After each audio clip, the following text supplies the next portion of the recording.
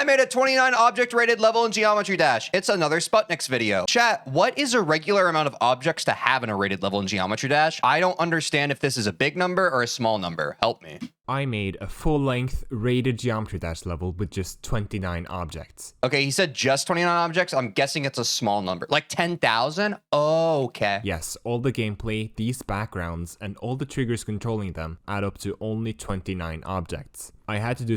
This is another video that is all in the level creator, so I'm guessing I'm going to be super overwhelmed. Thoughts, chat? some pretty crazy and really cursed tricks to pull this Oh, it's like 29 spikes. off.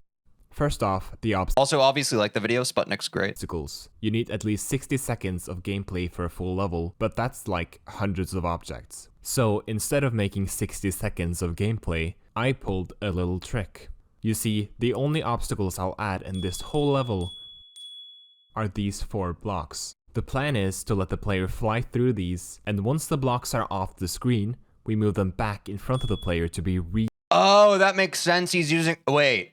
Okay, that's smart. I was literally just about to ask, how does he even do this? If you just reuse the blocks, but you use... What else can you use triggers for, chat? I know you can use them for moving platforms based off of every GD colon video we've ever watched where he's complaining about moving platforms. Can you do like a lot of other stuff with triggers? used. This gets really repetitive really fast though. Anything? So in addition, every time they move, we jumble them up a bit with 2 rotate triggers. The center they're rotating around is a large glow object, which also serves as some subtle decoration. Nice. But to make this last long, we now have to repeat these triggers over and I wonder if he can randomize or like configure these triggers in such a way where they can always give you like a random like what's the permutation of the blocks, you know what I'm saying? So every time you played the level it would be different. Sorry, I'm being a loser nerd right now. Don't look at me. over. Luckily, there's a clever solution to this too. This is a spawn trigger, and what it basically does is activate another trigger after some delay. However, we can actually just make it activate itself, which will again activate Oh, he could? Look at me. itself, essentially creating a loop. Now all we have to do is make it also activate these triggers, and we have achieved infinite gameplay with Wait, chat, should I make a level? just 10 objects. To finish up the gameplay, we changed the game mode a couple of times with some portals to make it more varied. You can in fact skip these portals, but it doesn't really matter. I feel like with creativity, if you set like a boundary on it, like what if I just like for my first level, I was like, okay, I'm just going to make 10. I have a limit to 10 objects and I have to make a level with 10 objects. Because it's the same kind of gameplay all the way through anyways. To actually make these parts distinct though, we need variety in the decoration as well, and we'll use some very clever tricks to make that happen. Let's start with colors. We can use the copy color feature to have all the colors be derived from a single color channel, so that we only need one trigger to change the whole palette. We'll change the color once for each part, including the first where we faded in. And in regular Sputnik's fashion, by the 2-minute mark, I'm already lost. But thanks for the feedback, chat. I think let's plan for at some point, I'll make my own level. Y'all can kind of help me out. We'll do like the classic kind of like I get help from chat kind of thing. We'll do that at some point. I don't know when. You're going to have to join every single stream until I do it. In from black. The music also lends itself to some quite dramatic pulses, and we can make that happen by hooking a pulse trigger to the loop we already created, since the loop is already synced to the music. This becomes a bit harder than you might think though. Instead of making the pulse trigger choose the color of the pulse, which would mean we couldn't change the palette throughout the level, the trigger actually pulses everything black, but in reverse. So the perceived pulse happens in the space between the actual pulses. We also add You guys understand that, right? Do I need to re-explain that for you, or we're on the same page with the pulse, right? another spawn trigger to offset the pulse trigger from the rest of the loop, so the perceived pulses sync up with the gameplay. This turns out to really fit the song, especially Yeah, nobody understands what he's with saying. the other decorations that will accompany it, which you will see in the full playthrough at the end of this video. Anyways, now we have a problem though, because the transition between the first 2 parts in the song actually makes the loop go out of sync. So we Yeah, I was just kind of thinking that might happen. actually need to pause the loop for a while. To do this, we need to stop the loop with the toggle trigger, move the gameplay to account for the movement of the player This is like timers and programming, chat. I actually understand completely what's going on. during the pause, toggle the loop back on, and then start the loop again. We can actually use one less object here by using an instant count trigger, which when in activate group mode, both toggles and spawns the group at the same time for some reason. We only have 9 objects left now, and the tricks get pretty wild from here on out, so buckle up. Backgrounds. These are the backgrounds that are in the final level. Normally, backgrounds in Geometry Dash... I'm still just confused at I think I'm just dumber than I ever even could have ever realized about myself. Because some people are able to do such crazy things with GD backgrounds, as we've learned from, I think, the previous Sputnik's video, where they make like freaking Leonardo da Vinci ass looking artwork in the background off of like assets in the game. And my brain is just like, how do you even comprehend that? How do you even conceive that as an option? Are created with thousands of objects. I guess the better word is, what's the word? It's not intuitive. Ingenuity. But these are created with not hundreds, not tens, but 3. 3 objects total for both of them. How? This is a text object. By default, all you can write in these is 20 characters on a single line. It's pretty... Like, how many hours of creating levels have people like this spent in the game? Like, it's like all of this information is so like the UI is so non-intuitive. Like, as someone who has no experience, I'm looking at all these buttons and I'm overwhelmed. They make no sense. But I'm sure like it's with anything, right? If you're used to using it as your tool, you know it intuitively. But like, it just seems like overwhelm central, bro. Yeah, it has to be like hundreds or thousands of hours, right? Like, it's crazy. Easy to bypass the character limit with a hack.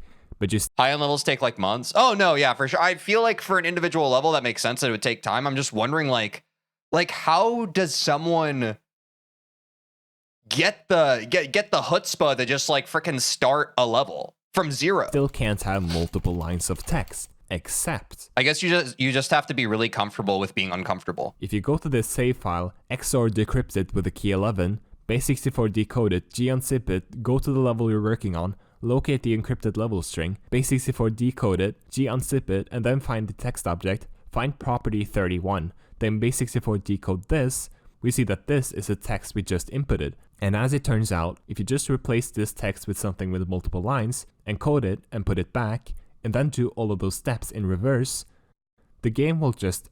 Nah, bro, I worked as a software developer, bro. I actually don't mess with this. I think this is also like kind of software developer humor. People like figuring out really cryptic, confusing things and then still explaining them back to people in a cryptic, confusing way. Like, oh, look, I did this really simple, complicated thing. And I'm just like, I kind of don't like that ego stroke, bro. I don't like, that's actually such a pet peeve I have. Like, we get it, bro. You're smart. But also, you could have explained this in a nice way. Those steps in reverse, the game will just accept that and render it with multiple lines. Sorry, I just worked as a software developer for years. I've known many people like this, where it's like, oh, all I had to do was these 10,000 steps. And it's like, haha, yeah, funny joke, man. So, I wish you would just actually explain it. Now that we can make multiple lines of text with a single object, we can pretty much draw an image with that text. You wouldn't want to do this by hand though. So instead, I wrote a script to convert any image into a text object and insert it into the level for me. To make the actual source images for the backgrounds in the level, I drew the first one by hand and I made the second one in Blender. For this one, I rendered the Blender scene with 2 different lighting setups, converted both to text objects, and gave them 2 different okay, maybe he's just so many eons smarter than me that he can't even comprehend that I can't comprehend this. colors to give the finished product a pretty nice aesthetic. To actually use them as backgrounds in the level, we need a move trigger to make them stay on screen. Bro, I need like Subway Surfers in the corner with like a guy standing there explaining me each step. We'll use the swirly background in the middle part and the vaporwave background in the last part, leaving the first part empty for now. To do this, we line up the backgrounds like this and move them both each time the part changes. Instead of moving it twice though, we can use a pretty unknown trick to make this with one object. By setting the easing of a move trigger to ease in out, and then setting the easing rate to a really low number, it will make... But what is the easing rate? I need you to hold my hand and tell me what all these things the objects are. move really fast. It's okay to not understand some things. Chat, I don't know about you. I have a natural innate sense of curiosity in my brain. When I don't understand something, it's like a compulsion. My brain starts scratching at the walls like, wait, but I want to understand it. but I want to understand it though. I don't understand it yet, but I want to understand it. Some people don't have that. Some people, like, they're met with new information. They're just like, I don't need to hold on to this. I probably don't need that. I'll just stay in my lane and figure out my own thing. When I hear of or about something that I don't understand yet, it feels like someone is putting a spell on me, and my brain's like, wait. Can you explain me why? Can you explain me why about it though? I want to know. Easing rate is how fast the object accelerates. Oh, okay, thanks. Then slow for a long time, then really fast again. Doing this here will make the background quickly move in while hidden in the black pulse, then it's like, imagine if right now, chat, I was just like, hey, and don't forget, I want you all to have a splavicious day. And then you're just like, wait, what's splavicious? And I just end stream. And then you go onto the internet and you like search splavicious definition and there are no results. And you're just like, what's splavicious? What's splavicious? And for the sake of the argument, let's say this is an actual word that exists. It's not a joke. I didn't make it up, but you're unable to find the definition of the word. You would be here in the very next stream begging me for the answer. You would be here like, TJ, what is splavicious? Is that actually a word? So what means? You've proven my point. Stay on screen for the duration of the part with a pleasant slow parallax movement, then quickly change over to the second background at the end, all with a single move trigger. We're nearing the end here, but the background is still pretty empty, especially in the first part. So let's add another detail. This is an object with a cool scaling animation that we can blow up with a scale hack to use as a background for the level.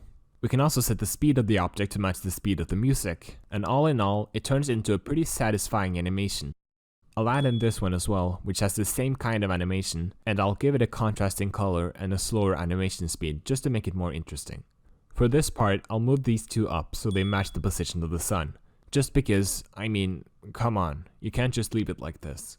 There's one last problem to solve, and one last object to solve it. Right now, the level actually ends at the last portal, because that's the object far If it were me, I would add like the last object, just a smiley face for flavor. this to the right in the level.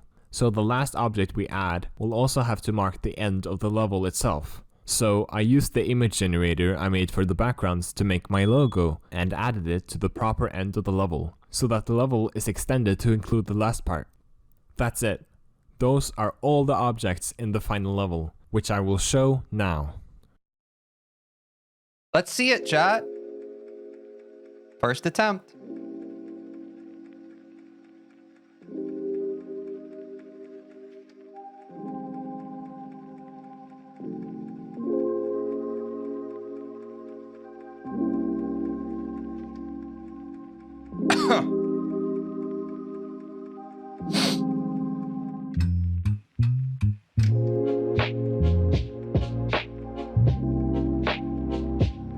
This is pretty vibey and cool too. But wait, how does the background not count as objects? I'm sorry, I'm stupid. I watched this video, I feel like I retained none of the information. I'll be honest, chat. I think some of you have watched this video and you were able to keep up with what he was saying. I think most people who are like, no, I get it. I think most of you would struggle to be able to actually explain what happened in this video to me. I think some people are very good at lying to themselves about when and when they don't understand fully the stuff they watch. So honestly, y'all should admire me for being able to admit, I have no idea what I just watched, bro.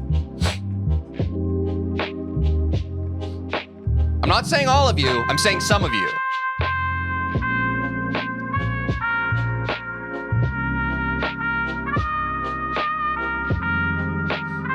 Oh, it's a huge text object. God. Oh, that's right. That's right. He said that. He said that.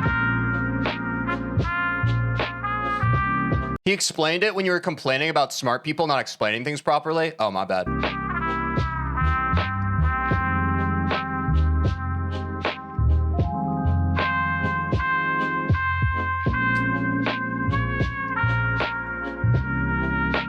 Oh, that was the one where he was like encoding and decoding and all that stuff. I've actually, you know what's funny? I've had to do that like base 64 encoding before. So I was also crashing out for no reason. I actually did perfectly understand what was going on here. I've had to do that before. It was like something with web security that I had to do. You know what I'm talking about? Like encrypting stuff. Anyway. Yeah, that was a good video. Sputniks made me feel stupid again. Did y'all like that? I liked it. And chat, don't forget to have a splavicious day. I'll see you in the next one. Also, remember to subscribe and like. Thank you. Did you like that? Don't even pretend like you didn't. You made it that far in the video. Well, did you know that I stream Monday through Friday on Twitch and YouTube, and you could catch me live and get to be a part of the experience when it happens? Also, if you don't care about that, or otherwise you want to see more of the video that you just watched, link in the description to watch the full VOD. Do that, please. I have a black eye because I play basketball sometimes. Bye. Oh,